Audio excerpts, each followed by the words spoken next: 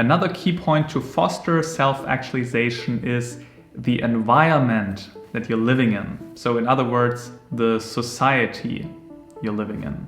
There need to be good conditions for you so you can optimally grow. So let's talk about a couple of aspects that the society as a whole could do to foster self-actualization within individualizations. That's not an exhaustive list, it's just a couple of examples. And let's start actually at the bottom of the pyramid, physiological needs and safety needs. What the society here, the government could do is to ensure, for example, financial equality. Make sure that there's minimum wage, that there's unemployment benefits, make sure that generally the gap between rich and poor is not getting too wide. So pretty much everybody has the chance to feel safe, to have enough food, water, to have an apartment, to not worry too much about the financial foundation. Another aspect is also that generally rules and regulations are met, that people really feel safe. The police works, there's few corruption, so you don't really need to be suspicious of anything, and you really feel like I'm living in a safe society, and I can not only walk around feeling safe, but also I feel financially, generally safe. I do have an apartment, I do have food, water, and a shelter. The foundation is generally met. Also, if you then go up the hierarchy of needs, we could also talk about belonging. I just watched a TED talk where they talked about planning city structures. And nowadays in first world countries, for example, what happens a lot is that people travel a lot with cars. They're very isolated, and then they go in their apartments where they maybe live alone or only with their one partner. And they talked about how could we restructure the city that it's more walkable, so there are more shops and you can actually just buy food, like just go out and walk and get everything you need, all the groceries, all the basics you need to buy. Make sure that there's more public transportation. Make sure that there are more public places generally where you like hanging around in the evening and connecting with people. So everything becomes a bit more local. There's more bonding. You more connect with the people while living the day-to-day life.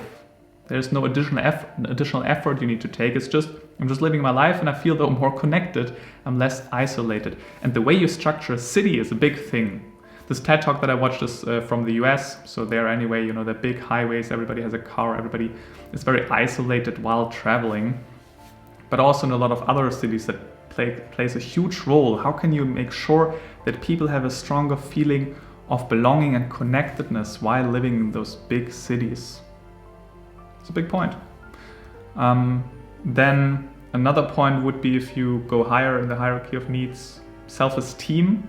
And Abraham Maslow actually even wrote an entire book about business and management, because he noticed, well, we work all day long, at least from Monday to Friday, and we spend most of our time that we're awake working. Why not also take a closer look what happens at work and how you can there help people to self-actualize? And one big point there, for example, is self-esteem. So how do you manage people at work? How do you manage employees? And an optimal way to foster self-esteem is to give employees more freedom and also give them more responsibility.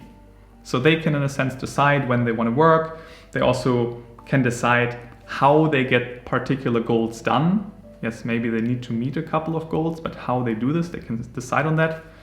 The teams become smaller, maybe like 6 or 7 people. They have a particular room. They can even decorate that room the way they want. They make decisions more often on a team level, so the leader is not just, it's not a steep hierarchy and the leader always decides what to do. No, there's often also conversations, and you as a normal employee who is not in a leadership role still takes a lot of responsibility and has freedom. That fosters a sense of competence. I feel competent. I feel like I can manage something. I feel like I have influence. Studies have also shown, I wrote down a couple of points here, is that actually employees get more motivated if you manage them this way. The turnover is raised, so sales and productivity increases, and the customer complaints also decrease. Right? So they also feel that when things are going different, and the employees are more motivated and do a better job. And Maslow, though, also said this type of management in organizations only works under good conditions. So if there's a massive financial crisis, everybody's struggling, managing people that way not necessarily leads to better outcomes. Maybe it's even getting worse. But if people are under good conditions, right? Everybody is already financially rather well off, the people are not extremely suspicious, it's already a rather healthy society, then you can also apply this healthy style of management. And if the society generally is not already on a certain level of maturity, then you also need to deal with them differently. It's like with a little kid. If you talk with a little kid that's like 2-3 years old, if you just give them freedom, say, hey, you can decide how to do this, they feel overwhelmed, they struggle with that, they maybe just don't do anything, right? So you also need to adjust a little bit your management style according to where the society already is. That's what Maslow also said. Yeah, and then there are much more examples you can go into. For example, the schooling system. Already in high school, already in primary school, elementary school, you can foster more self-organized learning, more learning in the way where people discover and the students discover more, they discuss more, they set learning goals and figure it out. They have more freedom in what they do, and the teacher's not just always telling them how life works. Also in school, you could already start educating people on social pressure and educate them on social dynamics, so people don't fall for that so much. Because if you constantly fall for social pressure, you don't ask yourself what you want. You don't live up your own desires and needs. In high school, you could already teach people how to meditate. You can give them emotional regulation classes, generally basic practical psychology classes, so they understand themselves better and their emotions and their thoughts and can deal with that in a much more healthy way.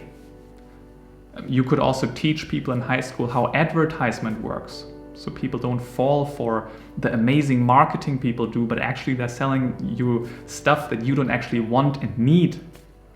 Right? And that also blurs your vision of who you are and what you want, because you're just falling for random marketing. So all tangible action steps, you can help people to build and foster those basic needs better, and to also ensure that there is a foundation for self-actualization. Yeah, again, not an exhaustive list, just a couple of ideas what society also could do and what you could maybe even contribute to society to change and help people to become more healthy and mature human beings.